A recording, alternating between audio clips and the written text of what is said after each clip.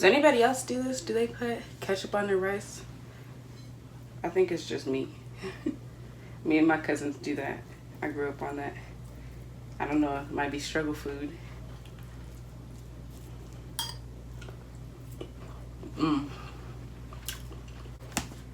All right, y'all.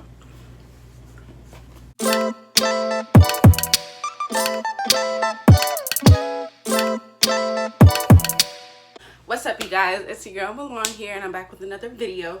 So today we are going to be talking about how to travel on a college budget. Now look, I understand the struggle. I really do. You know, you're in college, you have graduation fees, you have tuition, you gotta work, all that stuff.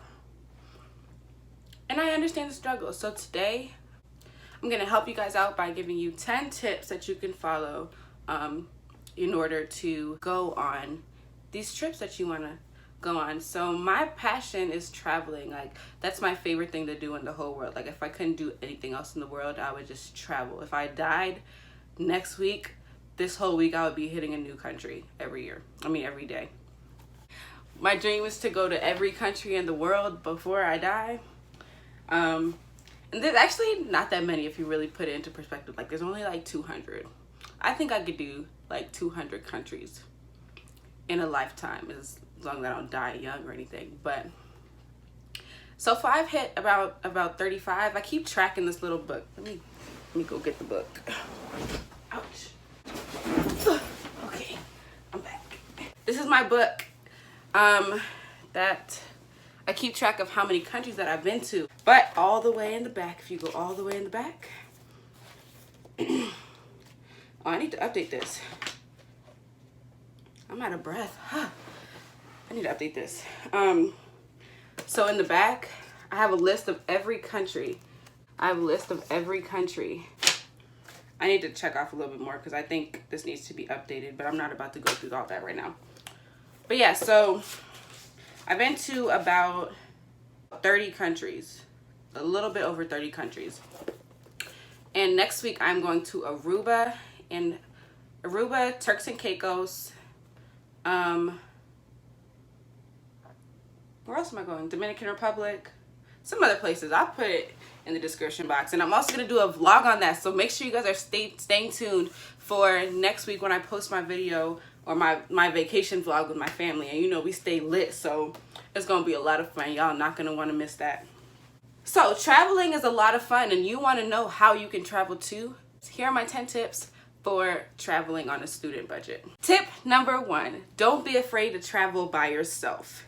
If your friends are anything like my friends, I'm throwing shade, we can't plan anything.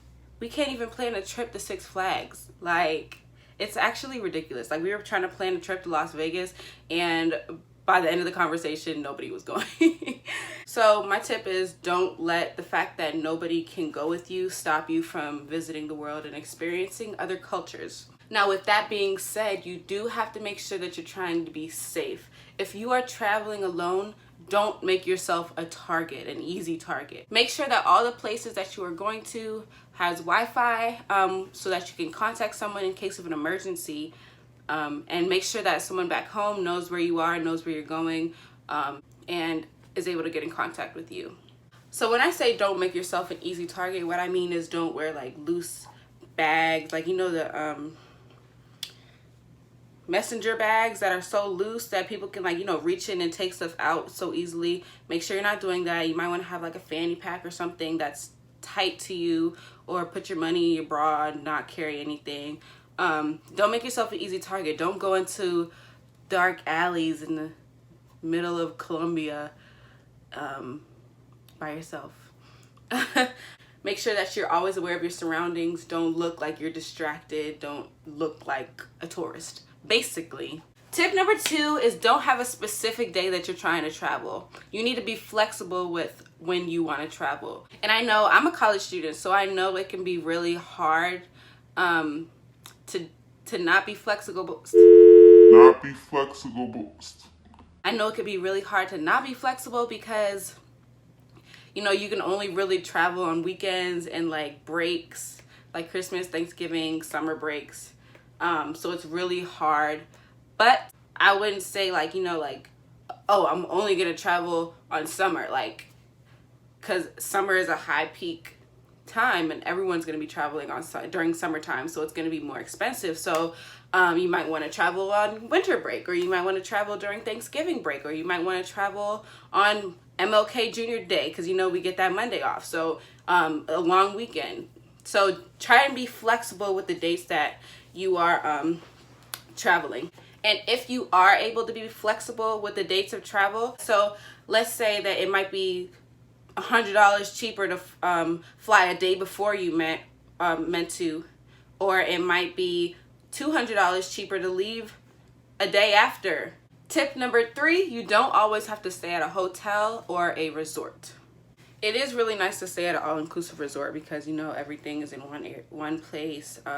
You can do all your excursions there. Food is free. You get free drinks, all of that stuff. But it can get pretty pricey, and so it's important to look at other options for where you can stay. So I don't really follow this tip because I like to relax on vacation, and I'm not trying to do all this. If this is something that you would be interested in, there is a site called Workaway, and basically how it works is you are able to connect with people in different countries and different areas of the world, and you are able to stay in their home for free. And there is a catch.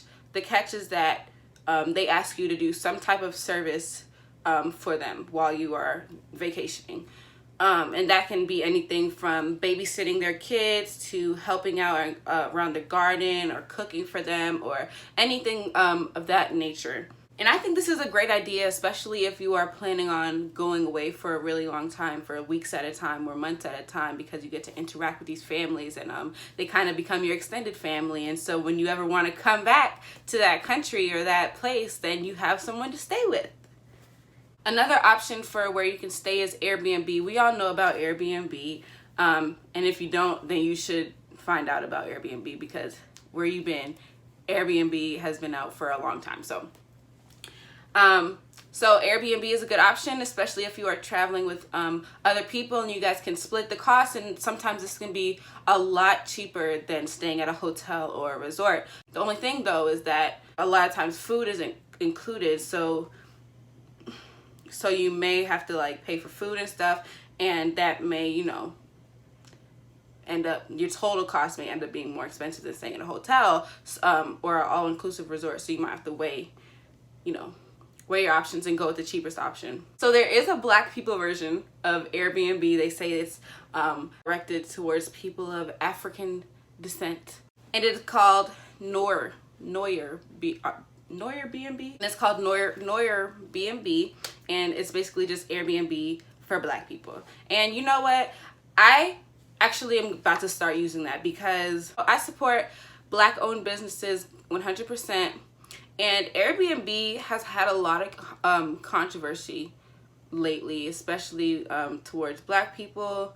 And I don't understand how they continue to allow these people to be hosts knowing that they're treating their guests who are Black poorly. So I recommend you go with Noyer B&B versus Airbnb. The only thing is that Noyer B&B isn't in every country that Airbnb is, but if it is, I suggest that you go with that one. Another option is to travel to places where you have family, and you can utilize that aspect and be able to stay with them. Ask them if you could stay, a week with them. I know for me, I have family all over the world. I have family in Jamaica. I have family in London. I have friends in Bermuda. I have friends in the Bahamas. I have family in Switzerland, even, like all over the world. So if you have friends or family in these parts of the world, utilize that. Tip number 4, you're gonna wanna use Skyscanner, Google Flights, Expedia, Skiplagged, all those things to look for cheap flights. And what I really love about Skyscanner is that you can say, hey, I wanna travel, but I don't have a specific location and I don't have a specific date. Give me the cheapest date at the cheapest location and put it in a list, and they'll do that for you. So they'll have a whole list of places all over the world, and it'll be like the cheapest places. I'm gonna insert a clip of me, screen recording right here so that you can see exactly what I'm talking about. Tip number 5, opening up a bank account just for vacationing. What I like to do is I like to put a little bit each paycheck into my savings and then into my vacation savings. And then before I know it, I have all my money saved up for the trip, and I'm able to afford the trip and pay for the trip. You also want to take advantage of apps like Capital with a Q. This app allows you to save money without even knowing it.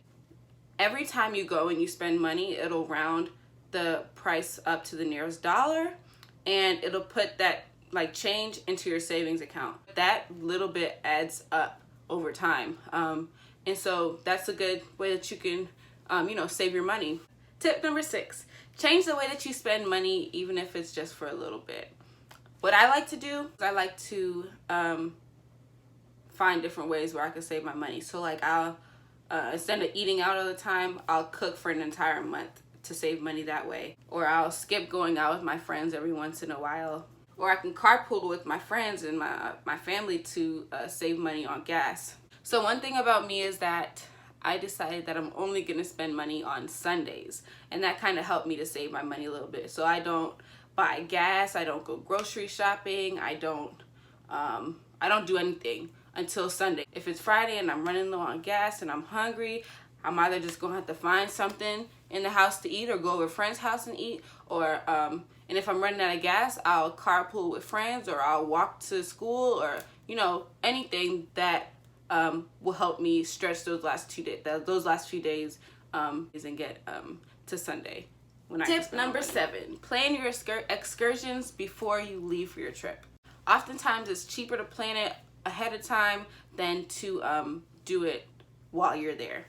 This will also allow you to see how much money you're actually spending. And it's harder to spend $500 at one time for all these excursions all at once than to pay $500 over the course of 7 days on your vacation. It'll be like Monday, oh, I want to do this, that's $100. Tuesday, I want to do this, $150. It's easier to spend $500 that way than to just spend it all in one sitting. And so that's kind of how you save money. So while you're sitting there, you're kind of like, well, maybe I won't want to go ziplining today and then horseback riding tomorrow. Like maybe I'll just do ziplining today and then spend the day on the beach tomorrow, when I won't have to spend any money except for maybe umbrellas and stuff like that. So that's kind of how it's easier to save money by planning all your excursions at one time. So guided tours are really cool and all, but they can be pretty pricey. So an alternative to that is to pay a taxi driver to take you somewhere far, and then as you're going along the way, they'll explain to you everything that's on the island or whatever the case may be. And a lot of times these taxi drivers know a lot more than the tour guides. I know me and my best friend just came back from Bermuda and the Bahamas, and when we were in the Bahamas, it was $200 to get a guided tour across the island. So what we did was we paid a taxi driver $4 each to take us to a beach that's across the island. And while we were on the way, we were asking him questions about everything on the island. He was giving us a really good tour, and we never felt like we didn't know anything about the island. And we felt like we were on a tour even though it was just a taxi. Tip number 8. If you are doing a cruise, you will want to write out every expense that you're going to have to pay. Cruising can seem really inexpensive, and it actually is really inexpensive, but there's a lot of hidden costs that come with cruising. So what you will want to do is call the cruise line and ask them about any expenses that weren't mentioned when you booked the cruise. For one thing, automatic gratuity is charged for every person in every stateroom. For most of the popular cruise lines like Carnival, Norwegian, Royal Caribbean, a lot of the popular cruise lines will charge an automatic gratuity that goes to the stateroom attendants, your dining attendants, and everybody else who makes your stay pleasurable. And I am not suggesting that you waive the automatic gratuity, because you can, if that's what you want to do, but I am not recommending that because our stateroom attendants and our dining attendants, our dining servers, they work really hard to make sure that we have a pleasurable experience, and they deserve to, you know, go home and be able to feed their family as well. But that's just something that you're gonna have to be prepared for. They don't always tell you before you get on the boat, and so when you're on the boat, there's nothing really that you can do except waive it because you weren't prepared to pay for that. So just make sure that you aren't blindsided by that, and you ask your cruise line how much automatic gratuity is, and if you want to pay more than you can, but at least you'll be prepared for that. Another thing is that Wi-Fi on the boat can get pretty expensive. I just came back from a cruise in May, and Wi-Fi was $20 a day per person, per device. You only got one device for $20 a day, and we were there for 8 days, so you can do the math. It was pretty expensive. So if you do want Wi-Fi, a suggestion that I have is to buy it beforehand, because a lot of cruise lines will take off 15% before you get on the cruise if you purchase it before getting on the cruise. An alternative to purchasing Wi-Fi on the boat is to go through your cell phone carrier and purchase an international plan. So I have Verizon, and I think it's like $10 a day to have international, and you don't get charged unless you use it. So let's say I go to Mexico or something. Okay, so let's say I go to Mexico and I'm on a cruise to Mexico and I get off the boat, but there's Wi-Fi on the beach, so I don't have to use my international plan, so I don't get charged for it because I never used it. Now the thing about that is you won't be able to use your international plan while you're on the boat at sea, because it's not like an actual place, you're just in the middle of the ocean. But once you get to your destination, you can use your international plan. So you just kind of have to weigh your options and go with whichever one is the best one for you. So one thing that I hate about the cruise lines is that if you decide not to get a soda package or an alcoholic package, drink package, the only drinks that you can get is water, lemonade, and coffee. And sometimes they'll give you like orange juice or apple juice for breakfast, but that's it. You don't get any sodas, you don't get any alcoholic beverages. You have to pay for that out of pocket. And these drink packages can be very expensive. The cruise that I just went on in May, the alcoholic package was $400 per person. And also, if you bought it, then anybody else who's over 21 in your stateroom had to purchase it as well. It wasn't just you, it was your whole stateroom having to purchase it. And it's per person. And I know the soda package is a little cheaper than that, but it's still a little pricey. So to save money, you can just stick with, you know, your water, lemonade, coffee. But if you are gonna want other drinks, you need to be prepared to pay for that drink package. My behind was drinking lemonade. Okay, so another thing about cruises is that you need to have cash on you, because if you try and take out money on the ATM while you're on the boat, they charge you almost $7 to take money out. And you're gonna need cash to pay for like things in your destination. Like you're gonna have to pay cash to get souvenirs and, you know, buy drinks on the island, or, you know, buy beach umbrellas, stuff like that. So you are going to need cash, but you're going to have to take out cash before you get on the boat, or else you're going to get paid $7 for each withdrawal. Tip number 9, research the cheapest places to travel. Find these places where you can get more for your dollar. Stretch that dollar out, girl. I'm being serious. My grandma called me and it cut off. Dang. Okay, so where was I? A lot of these places you're going to have to pay more to get there, but once you get there, it's like really cheap to do anything. So it kind of balances out, or it may even be cheaper. So weigh your options and go with the best one. And tip number 10, you're gonna want to watch vlogs of people going to these different places, so you can see what they do and see how they budgeted and see all the things that they did. And what you can do is watch my vlog that I'm gonna post next week after I go on my vacation with my family. It's like 22 of us, so I'm really excited to see how this is gonna happen. We haven't been on vacation together in a really long time, in like 3 years. But I'm really excited, and you know we stay lit, so it's gonna be something that you're not gonna wanna miss, girl. Tune in, sis, or bro, tune in. Y'all can subscribe and turn on post notifications so you don't miss this upload. I have like 4 or 5 more vacations before the year is over, girl. I'm going on this cruise next week. I'm supposed to go to Mexico. I'm supposed to go to Italy. I'm supposed to go to where else I'm going? Bahamas again. So I'm really excited. So I'm gonna try and vlog those as best as I can. But I'm definitely gonna be vlogging next week, y'all. So stay tuned for that if you are interested in seeing a college girl travel the world and take on different cultures. I love you guys so much, and thanks for tuning in. And I'll see y'all next time. Bye.